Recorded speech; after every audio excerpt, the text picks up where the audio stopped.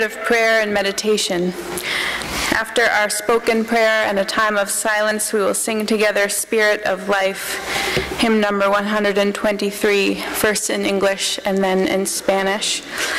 I've gotten a few questions lately about why we sing this in Spanish, and there's many reasons. One is just to open ourselves up to the diversity that may come through our doors if we widen our embrace. And one is that all of the kids in the Provincetown schools are learning Spanish from this age and up, and we don't want to be left behind. So we're learning too.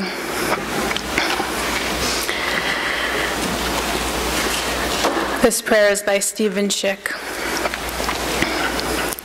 Spirit of life, God of love, grant me the courage to love boldly in the face of my greatest fears.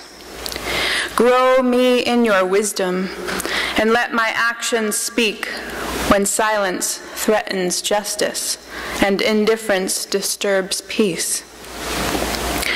When gossip, hate, and cruelty arise among friends or in public places, help me bravely walk forward with love.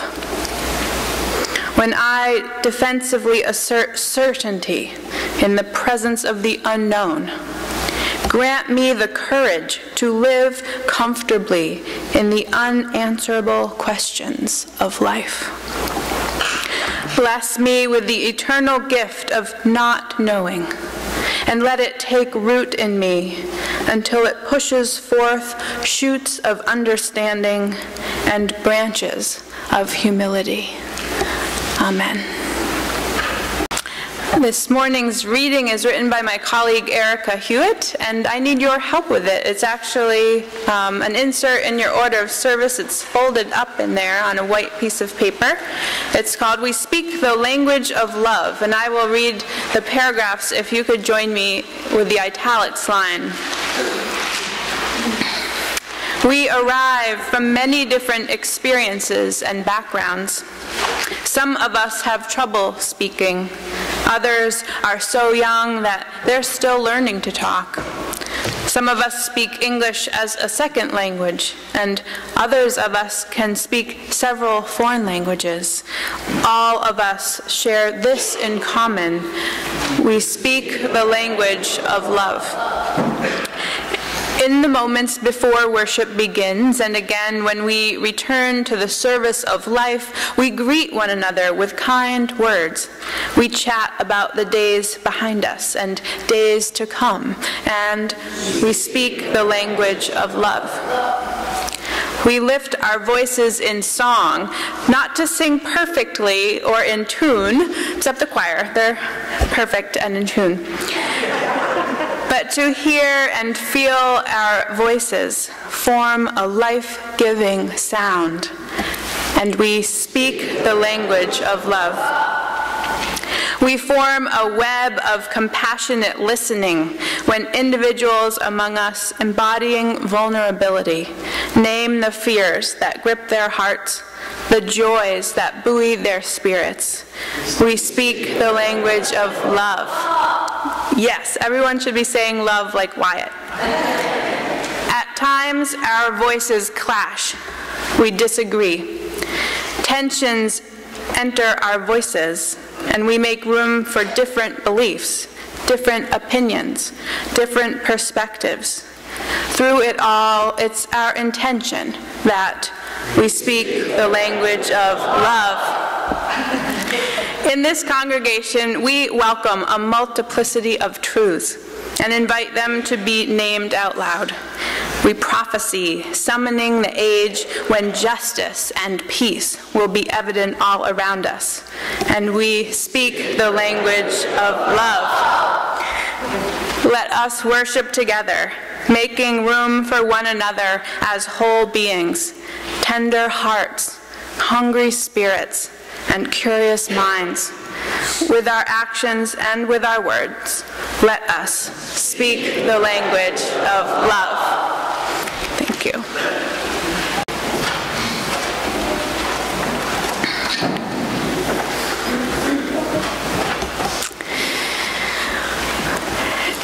today we turn to theologian Tina Turner as we ask, what's love got to do with it?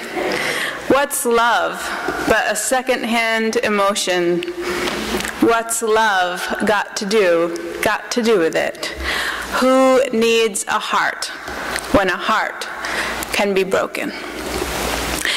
These questions may be going through your mind a lot lately as we are watching the news with fear and we are tempted to return hate for hate. But wiser people around us counsel us to love instead. We are seeking justice, so what's love got to do with it? We are seeking personal healing, so what's love got to do with it? We are seeking peace, so what's love got to do with it? And how do we use our hearts in the service of love when our hearts can be broken and are broken? Well, if it's all about love, as so many spiritual leaders say, a good first step for us would be to examine that word love a little more closely. What does it mean? After all, as one of my colleagues, Sarah Movius-Schur, reminded me, we use that word a lot. We say, I love watching Downton Abbey. And we say, I love my children. And hopefully those two claims do not contain the same depth of feeling, or our children are in trouble. We love a lot of things, but very different things are required of us to love each of them. The ancient Greeks had something that helped, Sarah says. Different words for different kinds of love. One is eros. Eros is the passion that young lovers feel for each other. It's the romantic, head-over-heels love that's often connected with physical attraction. Eros is what Tina Turner is singing about. This romantic, passionate love is a wonderful thing. But it can also get us into a lot of trouble. We're not always thinking most clearly when we are motivated by eros. Another word the ancient Greeks had for love is philia, the love of deep friendship. You know that friend from elementary school who you would never become friends with now if you met them on the street, but who you have known your whole life and so are fiercely loyal to and love? That's philia. You know that best friend who is the first call you make when you are upset about something, and who always has your back, and who sometimes even calls you out on your weaker points because they love you so much that they want you to be your best self. That's philia. Philia is actually more constant and lasting than eros. Then there's agape, the selfless love for other human beings, the love of compassion or empathy. Agape is what causes you to stop on the street if you see a child fall and scrape their knee. It's what motivates us to donate money to charities and social justice organizations. It's what leads us to pray for people around the world who we've never even met. It's agape that reminds us that we are all connected. And the final Greek word for love that I want to share, although there are more, is the word for love of self, philosia. Like eros, this love has a healthy and an unhealthy side to it. There is the self-love of self-esteem and self-confidence and having compassion for ourselves. But then there's also the danger of arrogance and narcissism. Self-love that overshadows compassion and keeps our own self central all the time. Self-love is something that we have to keep in delicate balance. What's love got to do with it? As an opening hymn, we sang, "Though I may speak with bravest fire, and have the gift to all inspire, and have not love, my words are vain, as sounding brass and hopeless gain. Though I may give all I possess, and striving so my love profess, but not be given by love within, the prophet soon turns strangely thin." The words are from the Bible. They echo 1 Corinthians. And you are probably very familiar with the verses that come right after that. Love is patient. Love is kind. It is not envious or boastful. You hear this reading a lot at weddings. But the word used in 1 Corinthians in the original Greek isn't that word eros, the word for romantic love. It's the word agape, the word for compassionate love. You see, in the Bible, these verses are not instructions given to a couple on their wedding day. These are instructions given by Paul to a community that is struggling with how to be in community with one another, with how to love each other when they disagree about so much. UU minister Kendall Gibbons elaborates on Paul's words. "Love is patient," she says, "as opposed to people who rush to judgment, as opposed to those who insist that everybody should agree immediately on the obviously right answer, whether or not they have had time to think it through.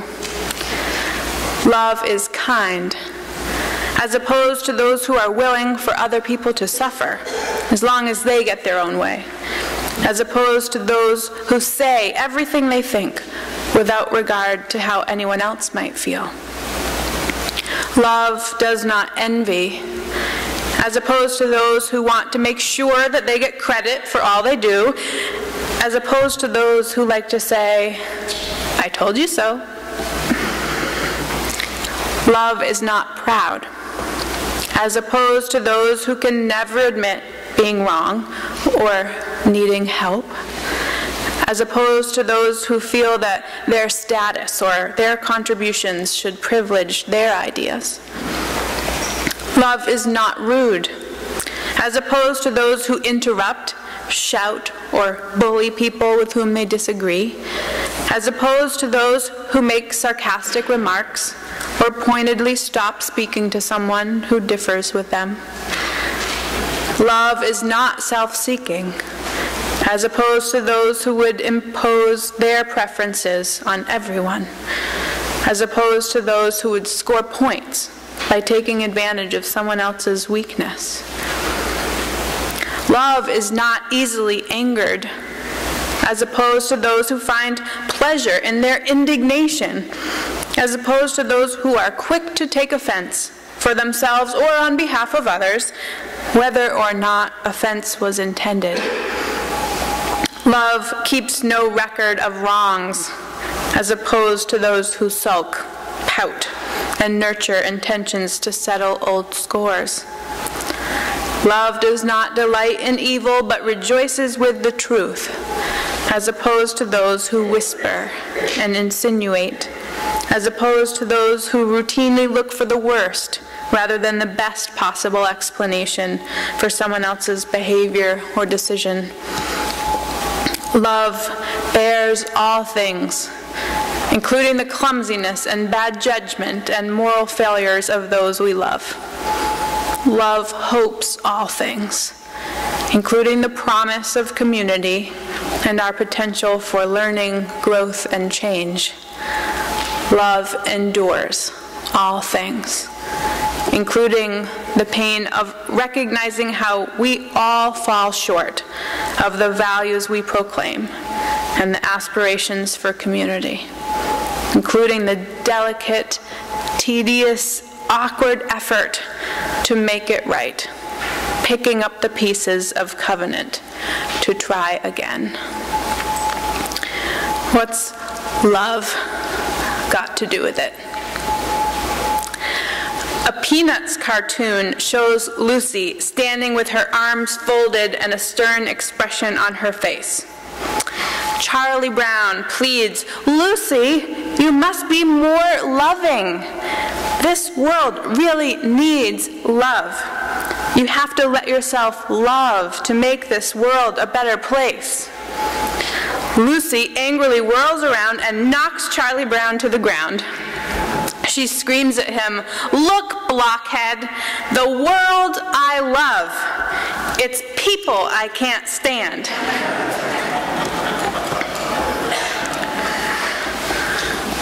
What's love got to do with it? Courtney Martin is a columnist for On Being, and she recently wrote a piece called "The Twin Forces of Love and Resistance." These are our tasks, she says: resist and love, resist and love, resist and love. I have a growing confidence in our capacity to resist, Courtney writes. It seems to be happening at larger scales in more creative, constant ways than at any other moment in my lifetime. I'm not as confident in our capacity to love. Courtney has her doubts about us because of our shallow understanding of the concept of love, because we are stuck thinking of love only as eros. We hear love and we think marriage, she says. Worse yet, in the age of dating apps, we hear love and we think swipe. Lisa didn't think any of you would get that, but I do. We think of love as solely intimate, as tumultuous, as something we choose to bestow or withhold based on someone's capacity to earn it and keep earning it. But real love is radical because it cannot be earned or unearned. It's tied to inherent dignity. Offering us yet another version of love, Courtney challenges us to love this world like mothers. Just as mothers have from time immemorial loved without condition, she says, we must now love this nation like mothers. We must parent it into a new maturity. We must not give up on it, no matter what. We must be prepared to be surprised at how beautiful it will be. We must do all this without knowing what form it will take, but knowing that whatever it becomes will be rewarding if it is shaped by fierce, unending, active love. When we think about engaging in society during this difficult time, and we struggle with how we can center that work in love, it helps to use all the depth and breadth of the word, all the different meanings so carefully laid out for us in ancient Greek. When we think about the political work that needs to be done, calling legislators and writing editorials to the local paper and signing petitions, maybe we can access that deep filial love that asks us to call out our best friends when they are not being their best selves. Remember how that love feels? You're truly not trying to attack them for making a mistake, but you are trying to guide them back to who you know they can be. You're saying you expect more of them. When we think about the social context of this time, what does it feel like to be an American right now? For women, for Muslims, for people of color, for refugees, for undocumented people, for children? Maybe we can access that agape, that compassion, that ability to feel for the other even if you do not know them. Remember how instinctive it is to reach out to pick up that child with the scraped knee? You don't wait for someone else with more experience to come. You just dig around in your purse for a tissue and a Band-Aid. You use a soft voice. You smile at them to show that you are friendly and there to help. When we think about what is required of us right now, maybe we can turn to Fallujah. We can use every bit of self-confidence we have to make our voices heard, to remember that what we think matters. We can curtail those selfish parts of ourselves that chime in with, "But this doesn't affect me," and push back against the voice inside saying, "I'm tired. Give me chocolate. I want a drink." We can tune into the voice inside saying, "You got this. You got this." On your way out of the sanctuary today, I invite you to take a heart representing one of the meanings of love that we've talked about this morning. It's for you to make a Valentine with. Maybe you are moved to tell your sweetheart how much you love and appreciate them. Maybe what you need most right now is some self-love. There's nothing wrong with making a Valentine for yourself with a message of encouragement on it. Maybe you are moved to send a Valentine to a best friend. Maybe you are moved to send a Valentine to the Islamic Center of Cape Cod, or the ACLU, or Elizabeth Warren. We have their addresses back there. We even have stamps if you're going to make a Valentine for one of those three groups. You know, Charlie Brown is right, and all those spiritual leaders too. You have to let yourself love to make this world a better place.